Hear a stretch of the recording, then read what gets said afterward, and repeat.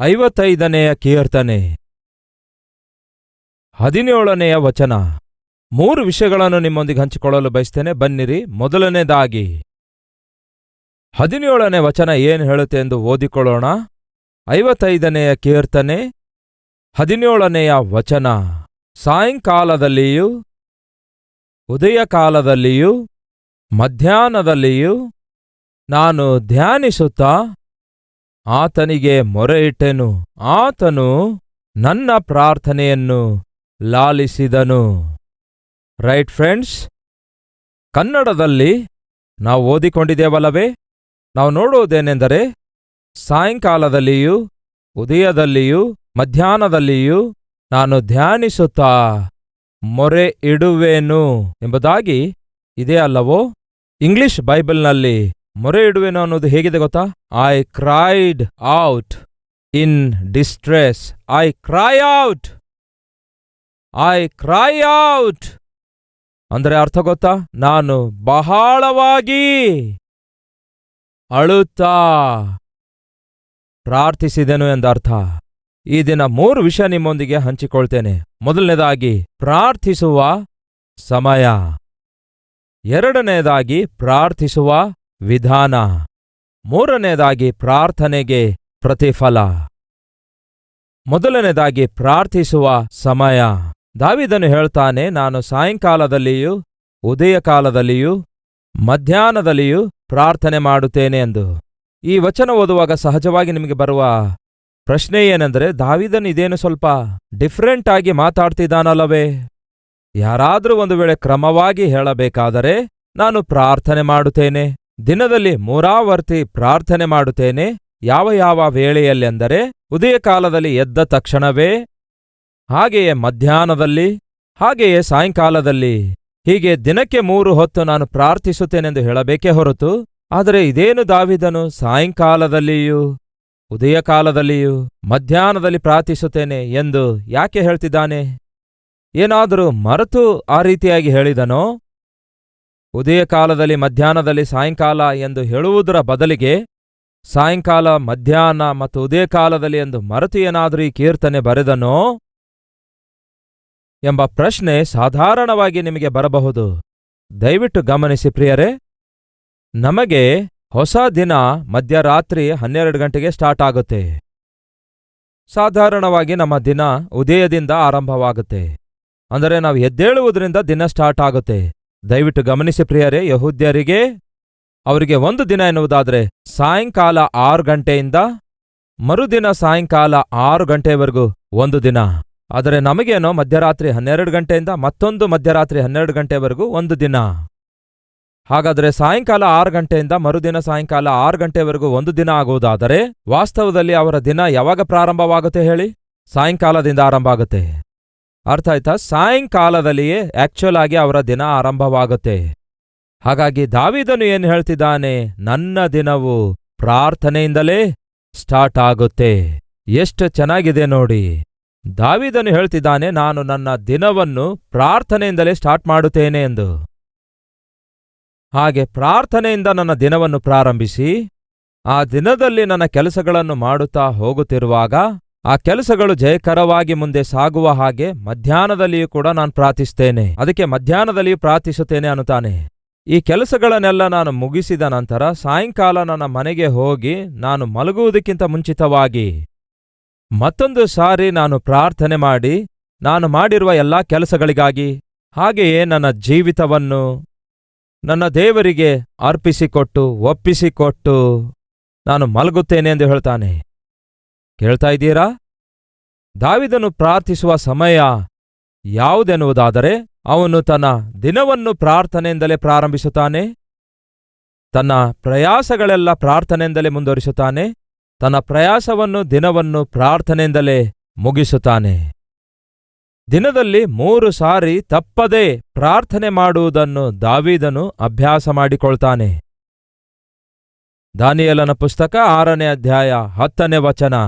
ಯಾವಾಗ ಇಂತಹ ಶಾಸನಕ್ಕೆ ರುಜು ಹಾಕಿದ್ದಾಯಿತೆಂದು ದಾನಿಯೇಲನಿಗೆ ತಿಳಿಯಿತೋ, ಆಗ ಅವನು ತನ್ನ ಮನೆಗೆ ಹೋಗಿ ಯಥಾಪ್ರಕಾರ, ಅಂದರೆ ಅರ್ಥವೇನೆಂದರೆ ಎಂದಿನಂತೆ, ಯಾವಾಗಲೂ ಎಂದಿನಂತೆಯೇ ಅನುದಿನವೂ ದಿನಕ್ಕೆ 3 ಆವರ್ತಿ ಮೊಳಕಾಲೂರಿ ಅವನ ಕೋಣೆಯಲ್ಲಿ ಕಿಟಕಿಗಳು ಯೆರೂಸಲೇಮಿಗೆ ಎದುರಾಗಿ ತೆರೆಯಲ್ಪಟ್ಟದ್ದರಿಂದ ಅವನು ತನ್ನ ದೇವರಿಗೆ ಪ್ರಾರ್ಥನೆಯನ್ನು ಮಾಡುತ್ತಾ ಆತನನ್ನು ಸ್ತುತಿಸುತ್ತಾ ಇದ್ದನು. ದಾನಿಯೇಲನು ರಾಜನ ನಂತರ ಉನ್ನತ ಸ್ಥಾನದಲ್ಲಿದ್ದಾನೆ ಪ್ರಿಯರೇ. ರಾಜನ ನಂತರದ ಸ್ಥಾನವನ್ನು ಅಂದರೆ ರಾಜನ ನಂತರದ ಸ್ಥಾನದಲ್ಲಿ 3 ಜನ ಇರುತ್ತಾರೆ. ಆ 3ರಲ್ಲಿ ಪ್ರಧಾನನು ದಾನಿಯೇಲನಾಗಿದ್ದನು. ಅರ್ಥ ಆಗ್ತಿದೆಯಾ? ದಾನಿಯೇಲನು ಯಾವ ಕೆಲಸ ಕಾರ್ಯ ಇಲ್ಲದವನಲ್ಲ, ಬಹಳ ಜವಾಬ್ದಾರಿಕೆಯುಳ್ಳವನಾಗಿದ್ದ. ದೇಶದಲ್ಲಿ ಜರುಗುತ್ತಿರುವ ಅನೇಕ ವಿಷಯಗಳನ್ನು ಗ್ರಹಿಸುತ್ತಾ ಗಮನಿಸುತ್ತಾ ಮೇಲಿಂದ ಮೇಲೆ ರಾಜನಿಗೆ ಆಪ್ತ ಸಮಾಲೋಚನೆ ಕೊಡಬೇಕಾದಂತಹ ಉನ್ನತವಾದ ಪದವಿಯಲ್ಲಿ ಈ ದಾನಿಯೇಲನು ಇದ್ದ ಪ್ರಿಯರೇ. ಯಾವುದಕ್ಕೆ ಸಮಯ ತೆಗೆಯುತ್ತಿದ್ದಾನೆ? ದಿನಕ್ಕೆ 3 ಆವರ್ತಿ ಮೊಳಕಾಲೂರಿ ಪ್ರಾರ್ಥಿಸಿ ಸ್ತುತಿಸುವುದಕ್ಕಾಗಿ ದಾನಿಯೇಲನು ಟೈಮನ್ನು ತೆಗೆಯುತ್ತಾ ಇದ್ದ. ನಮ್ಮಲ್ಲಿ ಬಹಳ ಜನರಿಗೆ ಇರುವ ದೊಡ್ಡ ಸಮಸ್ಯೆ ಏನೆಂದರೆ ಸಮಯವಿಲ್ಲಂಥದ್ದಾಗಿದೆ. ಬೇರೆ ಎಲ್ಲದಕ್ಕೂ ಸಮಯವಿರುತ್ತೆ, ಹೌದಂತೀರಾ ಇಲ್ಲ ಅಂತೀರಾ? ಒಮ್ಮೆ ವಿಚಾರಿಸಿ ನೋಡುವುದಾದರೆ ನೀವು ಸೆಲ್ಫೋನ್ನೊಂದಿಗೆ ಎಷ್ಟು ಸಮಯ ಕಳೆಯುತ್ತಿದ್ದೀರೆಂದು ಲೆಕ್ಕ ಮಾಡುವುದಾದರೆ ಎಷ್ಟು ಟೈಮ್ ಕಳೆಯುತ್ತೀರೆಂದು ನಿಮಗೆ ಚೆನ್ನಾಗಿ ಗೊತ್ತಾಗುತ್ತೆ. ಸೆಲ್ಫೋನ್ನಲ್ಲಿ ಯಾವುದಾದ್ರೂ ಮೆಸೇಜ್ ಬಂದ್ರೂ ಬರದೇ ಇದ್ರು ಅದೊಂಥರ ರೋಗ. ಏನಾದ್ರೂ ಬಂದಿದೆಯೇನೋ, ಯಾರಾದ್ರೂ ಮೆಸೇಜ್ ಕಳಿಸಿದಾರೇನೋ, ವಾಟ್ಸಾಪ್ ಮೆಸೇಜ್ ಏನಾದ್ರೂ ಬಂದಿದೆಯೇನೋ, ಬೇರೆ ಏನಾದ್ರೂ ಟೆಕ್ಸ್ಟ್ ಮೆಸೇಜ್ ಬಂದಿದೆಯೇನೋ, ಅದನ್ನೇ ಯೋಚಿಸ್ತಾರೆ. ದಯವಿಟ್ಟು ಗಮನಿಸಿರಿ, ಮನುಷ್ಯನಿಗೆ ಬರುವ ವಾರ್ತೆ ಅದು ಬಲಗಡೆಯಿಂದ ಬರಬಹುದು, ಎಡಗಡೆಯಿಂದ ಬರಬಹುದು, ಎದುರುಗಡೆಯಿಂದ ಬರಬಹುದು, ಹಿಂದೆಯಿಂದ ಬರಬಹುದು. ಅದಕ್ಕನ್ನುವುದೇನೆಂದರೆ north east west south. North east west ಸೌತ್ನಿಂದ ಬರುವುದಕ್ಕೆ ನ್ಯೂಸ್ ಅನ್ನುತ್ತಾರೆ. ನ್ಯೂಸ್ 4 ದಿಕ್ಕುಗಳಿಂದ ಬರುವಂತಹ ನ್ಯೂಸ್ ಹೇಗಿರುತ್ತೆ ಹೇಳಿ? ಬೆಳಗ್ಗೆ ಎದ್ದ ತಕ್ಷಣ ನೀವು ನ್ಯೂಸ್ ಪೇಪರ್ ಓದುವಾಗ ಆ ನ್ಯೂಸ್ ಹೇಗಿರುತ್ತೆ ಹೇಳಿ? ಏನಾದ್ರೂ ಶುಭವಾರ್ತೆ ಇರುತ್ತಾ? ಕುಂಠಿತಗೊಂಡಿರುವ ಸ್ಟಾಕ್ ಎಕ್ಸ್ಚೇಂಜ್ಗಳು, ಇವು ಈ ದಿನದ ವಾರ್ತೆಗಳು. ನಿಜ ಅಲ್ಲ ಅಂತೀರಾ? ಗತದಲ್ಲಂತೂ ಕರೋನಾ ವ್ಯಾಧಿಯಿಂದ 150 ಜನ ಮೃತ್ಯು ಹೊಂದಿದ್ರು. ನಿಜ ಅಲ್ಲ ಅಂತೀರಾ? ಇಂಥ ನಿರ್ದಿಷ್ಟವಾದ ಸ್ಥಳದಲ್ಲಿ ಘೋರವಾದ ರೋಡ್ ಅಪಘಾತ. ಇದೇ ಅಲ್ಲವೋ ನಾವು ನೋಡ್ತಿರುವ ವಾರ್ತೆ? ಆತ್ಮಹತ್ಯ ಇಲ್ಲವೇ ಕೊಲೆ ಜರುಗಿತು. ಅಂದ್ರೆ ಅರ್ಥ ಮಾಡಿಕೊಳ್ಳಿ ಫ್ರೆಂಡ್ಸ್, ನಮಗೆ ನಾರ್ತ್ನಿಂದ ಈಸ್ಟ್ನಿಂದ ವೆಸ್ಟ್ನಿಂದ ಸೌತ್ನಿಂದ ಬರುವಂತಹ ವಾರ್ತೆಗಳೆಲ್ಲ ಸ್ವಲ್ಪ ಮಟ್ಟಿಗೆ ಮನುಷ್ಯನಿಗೆ ಭಯ ತುಂಬಿಸುವಂತೆ ಮಾಡ್ತಿದೆ, ಭ್ರಾಂತಿಗೊಳಪಡಿಸುತ್ತಿವೆ. ಪ್ರಪಂಚ ಯಾವ ಕಡೆಗೆ ನಡೆಯುತ್ತಿದೆ ಎಂಬ ಪ್ರಶ್ನೆ ಬರುವಂತೆ ಮಾಡ್ತಿವೆ. 4 ದಿಕ್ಕುಗಳಿಂದ ಬರುವ ವಾರ್ತೆ ನಮಗೆ ಕ್ಷೇಮ ಕೊಡದೇ ಇರಬಹುದು, ಆದರೆ ಮೇಲ್ಗಡೆಯಿಂದ ಬರುವಂತಹ ಒಂದು ವಾರ್ತೆ ಇದೆ ಅಲ್ಲವೋ, ಆ ಒಂದು ವಾರ್ತೆ ಮಾತ್ರ ಮನುಷ್ಯರಿಗೆ ಕ್ಷೇಮವನ್ನು ಕೊಡುತ್ತೆ. ದೇವರ ಬಳಿಯಿಂದ ಬರುವಂತಹ ವರ್ತಮಾನ, ದೇವರ ಬಳಿಯಿಂದ ಬರುವಂತಹ ವಾರ್ತೆ ಯಾವುದು? ದೇವರಿಂದ ಬರುವಂತಹ ವಾರ್ತೆಯಾಗಿದೆ. ಇಗೋ, ದೇವರು ನಮಗೆ ಅನುಗ್ರಹಿಸಿರುವ ವಾರ್ತೆಯು ಮತ್ತು ವರ್ತಮಾನವು ಪರಿಶುದ್ಧ ಸತ್ಯವೇದ ಆಗಿದೆ. ಈ ಪರಿಶುದ್ಧ ಸತ್ಯವೇದವನ್ನು ನೀವು ಓದುವುದಾದರೆ, ಧ್ಯಾನಿಸುವುದಾದರೆ, ಪ್ರೀತಿಸುವುದಾದರೆ, ಇದರ ಪ್ರಕಾರ ಪ್ರಾರ್ಥಿಸುವುದಾದರೆ ನಿಮಗೆ ಕ್ಷೇಮ. ದಾವೀದನಂತಹ ಮಹಾರಾಜನಿಗೆ ಸಮಯವಿತ್ತಂತೆ ಪ್ರಿಯರೇ 3 ಸಾರಿ ಪ್ರಾರ್ಥನೆ ಮಾಡುವುದಕ್ಕಾಗಿ. ದಾನಿಯೇಲನಂತಹ ಮಹಾದೊಡ್ಡ ನಾಯಕನಿಗೆ ಸಮಯವಿತ್ತಂತೆ ಪ್ರಿಯರೇ ದಿನದಲ್ಲಿ 3 ಆವರ್ತಿ ಪ್ರಾರ್ಥಿಸುವುದಕ್ಕಾಗಿ. ತನ್ನ ದಿನವನ್ನು ಅವನು ಪ್ರಾರ್ಥನೆಯಿಂದ ಪ್ರಾರಂಭಿಸುತ್ತಾನಂತೆ. ಮಧ್ಯಾಹ್ನದಲ್ಲಿ ಸ್ವಲ್ಪ ಹೊತ್ತು ಪ್ರಾರ್ಥಿಸಿ ತನ್ನ ಪ್ರಯಾಸವೆಲ್ಲ ಪ್ರಾರ್ಥನೆಯಿಂದ ಮುಂದುವರಿಸುತ್ತಾನಂತೆ. ಸಾಯಂಕಾಲ ಆದ ಕೂಡಲೇ ಪ್ರಾರ್ಥನೆಯಿಂದಲೇ ತನ್ನ ಪ್ರಯಾಸವನ್ನೆಲ್ಲ ಮುಗಿಸುತ್ತಾನಂತೆ. ಇಂತಹ ಅಭ್ಯಾಸ ನಮಗೂ ಕೂಡ ಇರುವುದಾದ್ರೆ ಎಷ್ಟು ಚೆನ್ನಾಗಿರುತ್ತೆ. ನಮ್ಮಲ್ಲಿ ಬಹಳ ಜನರು ದಿನದಲ್ಲಿ ಕನಿಷ್ಠ 1 ಸಾರಿ ಕೂಡ ಮೊಳಕಾಲು ಊರೋದಿಲ್ವಲ್ಲ? ಅದು ದುರದೃಷ್ಟ ಆಗಿದೆ. 1 ಸಾರಿ ಕೂಡ ದೇವರ ಸನ್ನಿಧಿಯಲ್ಲಿ ಮೊಳಕಾಲೂರಿ ಸ್ವಲ್ಪ ಹೊತ್ತು ಪ್ರಾರ್ಥನೆ ಮಾಡ್ಲಿಕ್ಕಾಗ್ತಾ ಇಲ್ವಲ್ಲ? ವಿಷಾದಕರವಾಗಿದೆ. ಹಾಗಾದ್ರೆ 3 ಸಾರಿ ದಾನಿಯೇಲನು ಹೇಗೆ ಮೊಳಕಾಲೂರಿ ಪ್ರಾರ್ಥಿಸಿರುತ್ತಾನೆ?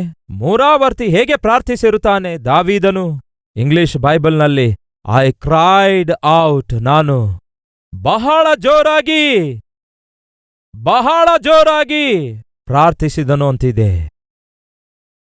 ದಾನಿಯೇಲನ ಬಗ್ಗೆ ನೋಡುವುದಾದರೆ ಅವನು ಪ್ರಾರ್ಥನೆ ಮಾಡುತ್ತಾ ದೇವರನ್ನು ಸ್ತುತಿಸುತ್ತಾ ಇದ್ದನು ಅಂತ ಇದೆ.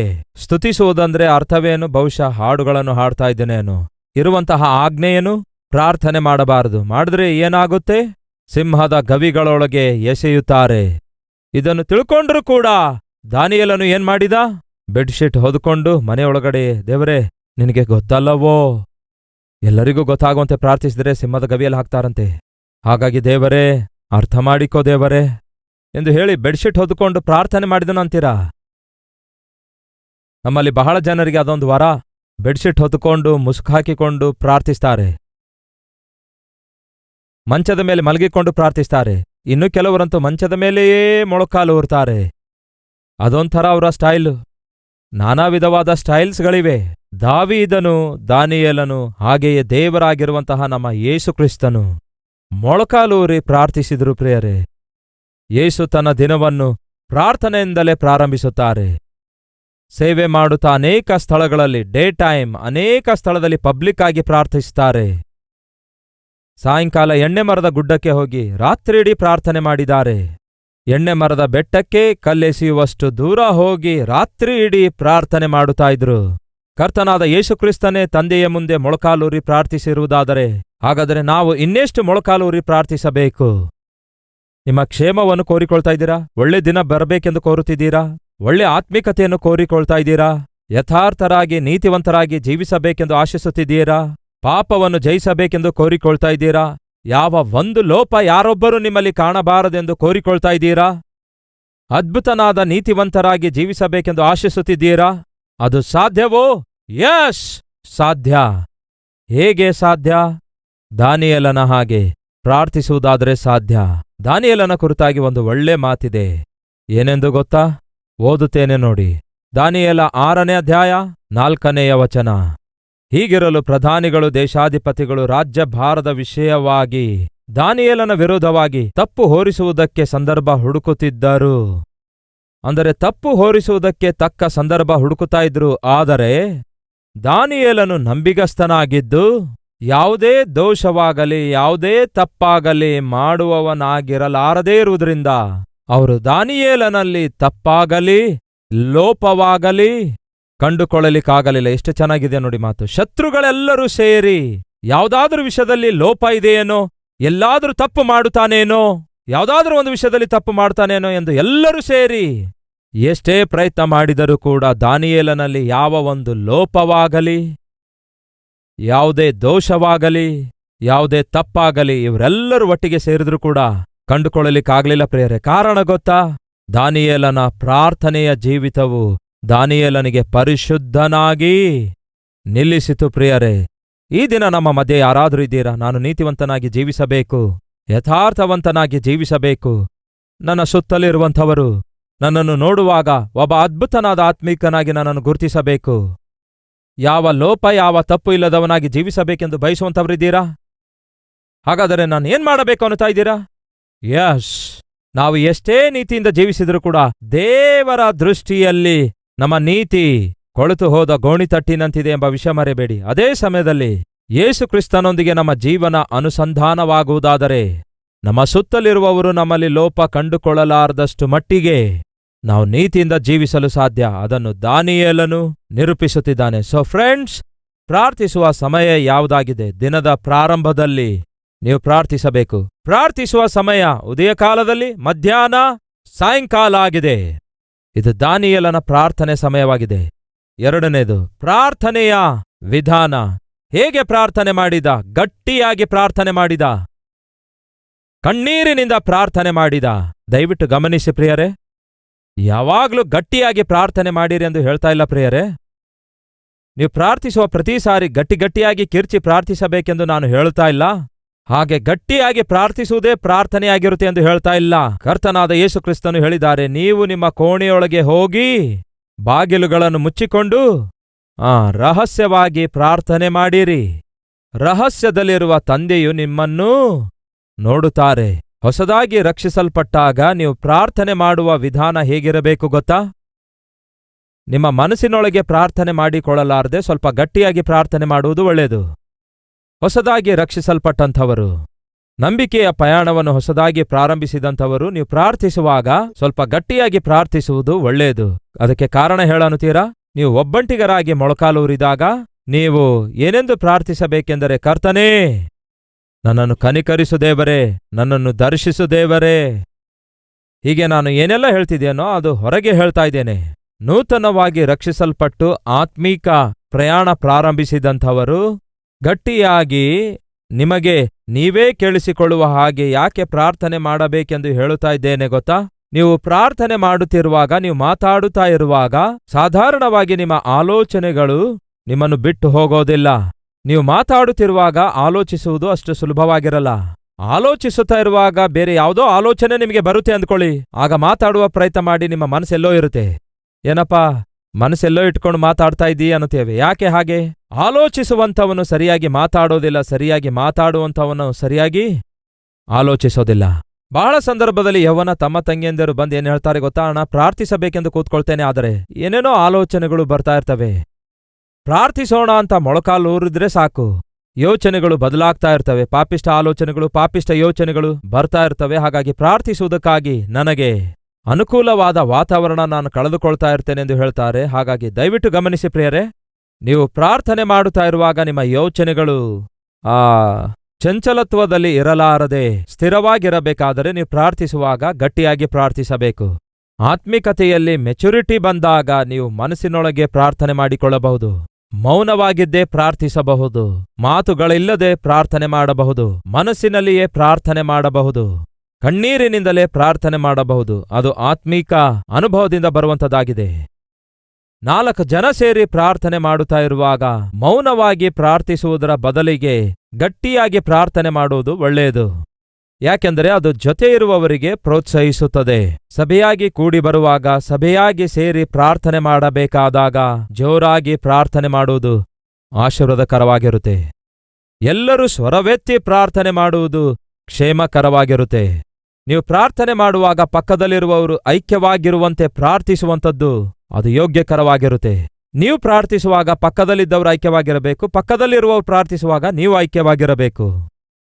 ಅದು ಆಶೀರ್ವಾದಕರವಾಗಿರುತ್ತೆ. ಹಾಗಾಗಿ ದಾವೀದನು ಪ್ರಾರ್ಥಿಸುವ ಸಮಯ ದಿನಕ್ಕೆ 3 ಆವರ್ತಿಯಾಗಿದೆ.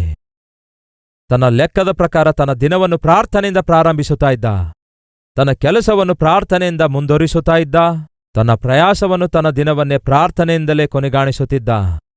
ಹೇಗೆ ಪ್ರಾರ್ಥನೆ ಮಾಡುತ್ತಾನೆ? ಪ್ರಾರ್ಥನೆಯ ಸಮಯ, ಪ್ರಾರ್ಥನೆಯ ವಿಧಾನ, ಈಗ ಪ್ರಾರ್ಥನೆಯ ಪ್ರತಿಫಲ. ಪ್ರಾರ್ಥನೆಗೆ ಪ್ರತಿಫಲ ಇದೆ ಅಂತೀರಾ? ಇಲ್ಲ ಅಂತೀರಾ? ಪ್ರಾರ್ಥನೆಗೆ ಪ್ರತಿಫಲ ಉಂಟು. ಆತನು ನನ್ನ ಪ್ರಾರ್ಥನೆಯನ್ನು ಏನಂತಿದೆ? ಲಾಲಿಸಿದನು. ಅದೇ ಪ್ರತಿಫಲ ಆಗಿದೆ. ಕೆಲವು ಸಾರಿ ನಾವು ಫೋನಲ್ಲಿ ಮಾತಾಡುವಾಗ ಹಲೋ ಹಲೋ, ಆ ಕಡೆಯಿಂದ ಯಾವ ಶಬ್ದ ಬರಲ್ಲ. ಆಗ ಹಲೋ ಹಲೋ, ಕೇಳಿಸ್ತಾ ಇದೆಯಾ? ಏನಾದ್ರೂ ಕೇಳಿಸ್ತಾ ಇದೆಯಾ? ಆ ಕಡೆಯಿಂದ ನಿಮ್ಮ ವಾಯ್ಸ್ ಕಟ್ ಆಗ್ತಿದೆ ರೀ, ಸರಿಯಾಗಿ ಕೇಳಿಸ್ತಾ ಇಲ್ಲ ಎಂದು ಹೇಳಿದಾಗ ನೀವು ಈ ಆಂಗಲ್ಗೆ ತಿರುಗುತ್ತೀರಿ. ಎದಕ್ಕಾಗಿ? ಸಿಗ್ನಲ್ ಏನಾದರೂ ದೊರಕುತ್ತದೆ ಎಂದು. ಆ ಆಂಗಲ್ನಲ್ಲಿ ದೊರಕದಿದ್ದರೆ ಈ ಆಂಗಲ್ಗೆ ಬರ್ತೀರಿ, ಫೋನ್ ಪೂರ್ತಿ ತಿರುಗಿಸ್ತಾ ಇರ್ತೀರಿ. ಎದಕ್ಕಾಗಿ? ಯಾವ ಕಡೆಯಿಂದ ಲೈನ್ ದೊರಕುತ್ತದೆ ಅನ್ನುವುದಕ್ಕಾಗಿ. ಹೌದೋ ಇಲ್ಲವೋ? ದಯವಿಟ್ಟು ಕೇಳಿರಿ. ದಾನಿಯೇಲನು ಕೂಡ ಆ ಕಡೆ ಈ ಕಡೆ ತಿರುಗಿ ಕೊನೆಗೆ ಯಾವ ಕಡೆ ತಿರುಗುತ್ತಾನೆ ಗೊತ್ತಾ? ಯೆರೂಸಲೇಮಿನ ಕಡೆಗೆ ತಿರುಗಿ ತನ್ನ ಕಿಟಕಿಗಳನ್ನು ತೆರೆದು ಪ್ರಾರ್ಥನೆಯನ್ನು ಮಾಡುತ್ತಿದ್ದ. ಎದಕ್ಕಾಗಿ? ದೇವರು ಹೇಳಿದ್ದಾರೆ ಏನೆಂದು? ಯೆರೂಸಲೇಮಿನ ಆಲಯದಲ್ಲಿ ನನ್ನ ದೃಷ್ಟಿ ಯಾವಾಗಲೂ ಇಡುತ್ತೇನೆಂದು. ಹಾಗಾಗಿ ಯೆಹೂದ್ಯರಿಗಿರುವ ಒಂದು ನಂಬಿಕೆ ಏನೆಂದರೆ, ಆ ದೇವರ ಆಲಯ ಯಾವ ದಿಕ್ಕಿಗಿದೆಯೋ ಆ ಕಡೆಗೆ ತಿರುಗಿಕೊಂಡು ಪ್ರಾರ್ಥನೆ ಮಾಡುತ್ತಾ ಇದ್ರು. ಕಾರಣ ಗೊತ್ತಾ? ದೇವರು ನೋಡ್ತಿದ್ದಾರೆ ಎನ್ನುವುದಕ್ಕಾಗಿ. ಪ್ರಿಯ ಸಹೋದರ ಸಹೋದರಿಯರೇ, ನಾವು ಪ್ರಾರ್ಥನೆ ಮಾಡುವುದಾದರೆ ಕೇಳುವಂತಹ ಒಬ್ಬ ದೇವರು ಇದ್ದಾರೆ. ನಾವು ಪ್ರಾರ್ಥನೆ ಮಾಡಿದ್ರೆ ಕೇಳುವುದು ಮಾತ್ರವಲ್ಲದೆ ಉತ್ತರಿಸುವಂತಹ ಒಬ್ಬ ದೇವರು ಇದ್ದಾರೆ. ಆತನಿಗೆ ಕಣ್ಣುಗಳಿವೆ, ನೋಡುತ್ತಿದ್ದಾನೆ. ಆತನಿಗೆ ಕಿವಿಗಳಿವೆ, ಕೇಳಿಸಿಕೊಳ್ತಿದ್ದಾನೆ. ಆತನಿಗೆ ಬಾಯಿದೆ, ಮಾತಾಡಬಲ್ಲನು. ಆತನಿಗೆ ಮನಸ್ಸಿದೆ, ಅರ್ಥ ಮಾಡಿಕೊಳ್ಳಬಲ್ಲನು. ಬದುಕಿರುವಂತಹ ಮನುಷ್ಯನಿಗೆ ಬದುಕಿರುವಂತಹ ದೇವರೇ ಬೇಕು. ಹಾಗೆ ಬದುಕಿರುವಂತಹ ದೇವರೇ ನನ್ನ ಕರ್ತನಾದ ಯೇಸುಕ್ರಿಸ್ತನಾಗಿದ್ದಾರೆ. ಆತನು ನಿಮಗೋಸ್ಕರ ನನಗೋಸ್ಕರ ಮರಣ ಹೊಂದಿದ್ದಾರೆ. ಆದರೆ ಮರಣವನ್ನು ಗೆದ್ದು ತಿರುಗಿ ಎದ್ದು ಬಂದಂತಹ ಏನಾಗಿದ್ದಾರೆ?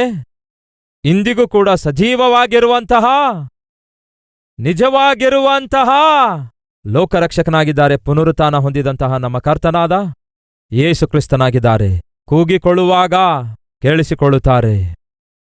ಪ್ರಾರ್ಥಿಸುವುದಾದರೆ ಲಾಲಿಸುತ್ತಾರೆ ಪ್ರಿಯರೇ. ಲಾಲಿಸುವುದು ಮಾತ್ರವಲ್ಲ, ಉತ್ತರ ಕೂಡ ಅನುಗ್ರಹಿಸುತ್ತಾರೆ.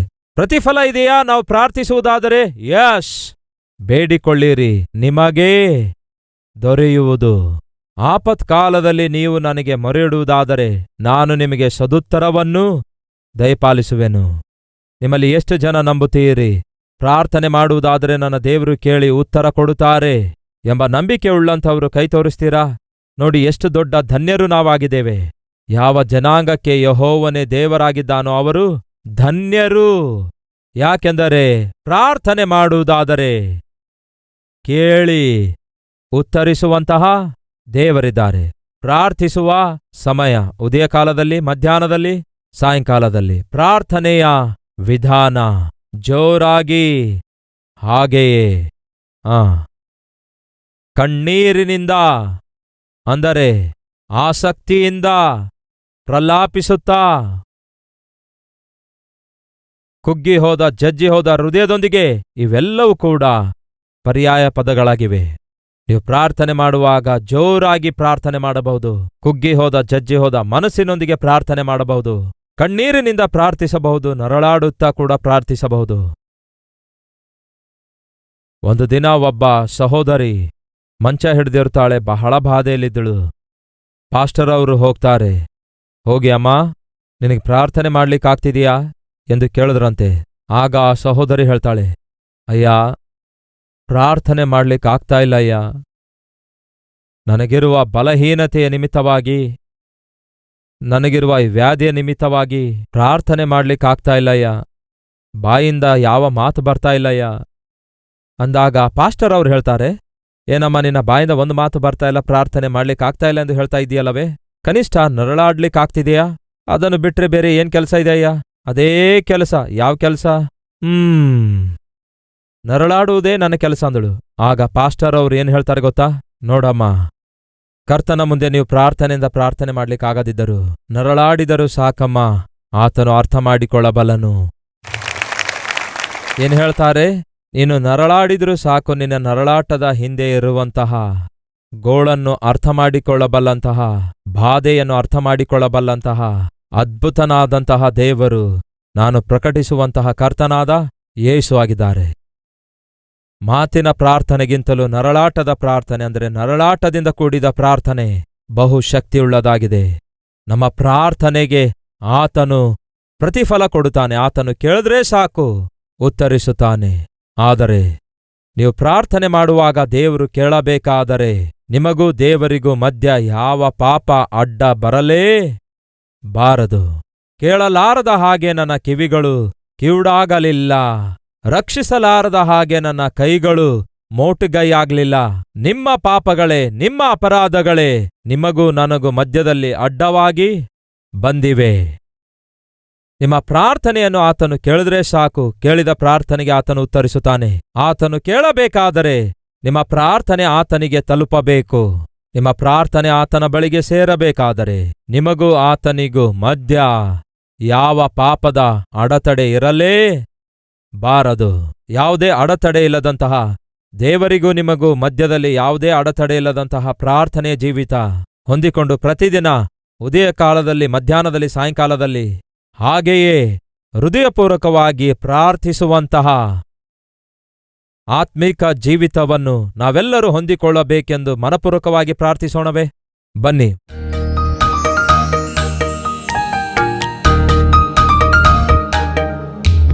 ಪರಿಶುದ್ಧನಾದ ತಂದೆಯೇ, ಬಹು ನೇರವಾಗಿ ಸ್ಪಷ್ಟವಾಗಿ ನಮ್ಮೊಂದಿಗೆ ಮಾತಾಡಿದ್ದೀರಿ, ಅದಕ್ಕಾಗಿ ವಂದನೆಗಳು. ಪ್ರಾರ್ಥಿಸುವ ಮನಸ್ಸು ನಮಗೆ ಬೇಕು. ಅದು ನಮ್ಮನ್ನು ಪರಿಶುದ್ಧರನ್ನಾಗಿ ಮಾಡುತ್ತೆ, ಲೋಪವಿಲ್ಲದವರನ್ನಾಗಿ ಮಾಡುತ್ತೆ, ಪಾಪದಿಂದ ದೂರ ಇರುವಂತೆ ಮಾಡುತ್ತೆ. ಪ್ರಾರ್ಥಿಸುವ ಮನಸ್ಸು ನಮ್ಮೆಲ್ಲರಿಗೂ ದಯಪಾಲಿಸಿರಿ. ಉದಯ ಕಾಲದಲ್ಲಿ, ಮಧ್ಯಾಹ್ನದಲ್ಲಿ, ಸಾಯಂಕಾಲದಲ್ಲಿ ಪ್ರಾರ್ಥಿಸುವ ಮನಸ್ಸು ನಮಗೆ ದಯಪಾಲಿಸಿರಿ. ಪ್ರಾರ್ಥನೆಯಿಂದ ನಮ್ಮ ದಿನವನ್ನು ಪ್ರಾರಂಭಿಸಬೇಕು, ಪ್ರಾರ್ಥನೆಯಿಂದ ನಮ್ಮ ದಿನವನ್ನು ಮುಂದುವರಿಸಬೇಕು, ಪ್ರಾರ್ಥನೆಯಿಂದಲೇ ನಮ್ಮ ದಿನವನ್ನು ಮುಗಿಸಬೇಕು. ಯೆಸಯ್ಯಾ, ಅಂತಹ ಜೀವಿತ ನಮ್ಮೆಲ್ಲರಿಗೂ ದಯಪಾಲಿಸಿರಿ. ದಯಪಾಲಿಸಿರಿ ದೇವರೇ. ಪ್ರಾರ್ಥನೆ ಹೃದಯಪೂರ್ವಕವಾಗಿ ಮಾಡಬೇಕು. ಪ್ರಾರ್ಥನೆ ಬಹಳ ಜೋರಾಗಿ ಮಾಡಬೇಕು, ಮನಪೂರ್ವಕವಾಗಿ ಮಾಡಬೇಕು, ಪ್ರಲಾಪಿಸುತ್ತಾ ಮಾಡಬೇಕು, ಎಡಬಿಡದೆ ಮಾಡಬೇಕು, ಕಣ್ಣೀರಿನಿಂದ ಮಾಡಬೇಕು. ಅಂತಹ ಪ್ರಾರ್ಥನೆಯ ಜೀವಿತ ನಮಗೆ ದಯಪಾಲಿಸಿರಿ ದೇವರೇ. ಪ್ರಾರ್ಥನೆಗೆ ಪ್ರತಿಫಲ ದೊರಕುತ್ತದೆ. ನಮ್ಮ ಪ್ರಾರ್ಥನೆಯನ್ನು ನೀವು ಲಾಲಿಸಿದರೆ ಸಾಕು. ನಮ್ಮ ಪ್ರಾರ್ಥನೆ ನಿಮ್ಮ ಸನ್ನಿಧಿಗೆ ಸೇರಿದ್ರೆ ಸಾಕು. ನೀವು ಉತ್ತರಿಸ್ತೀರಿ. ಆ ಪ್ರಾರ್ಥನೆ ನಿಮಗೆ ಸೇರಬೇಕಾದರೆ ನಿಮಗೂ ನಮಗೂ ಮಧ್ಯ ಯಾವ ಅಡೆತಡೆ ಇರಬಾರದು. ದೇವರೇ, ಯಾವತ್ತೇ ಆಗಲಿ ನಿಮಗೂ ನಮಗೂ ಮಧ್ಯ ನಮ್ಮ ಪಾಪ ಅಡ್ಡ ಬರಲಾರದ ಹಾಗೆ ಪ್ರತಿ ಅಡ್ಡವಾಗಿರುವ ನಮ್ಮ ಪಾಪವನ್ನು ನಮ್ಮಿಂದ ದೂರ ಮಾಡಿಬಿಡಿರಿ.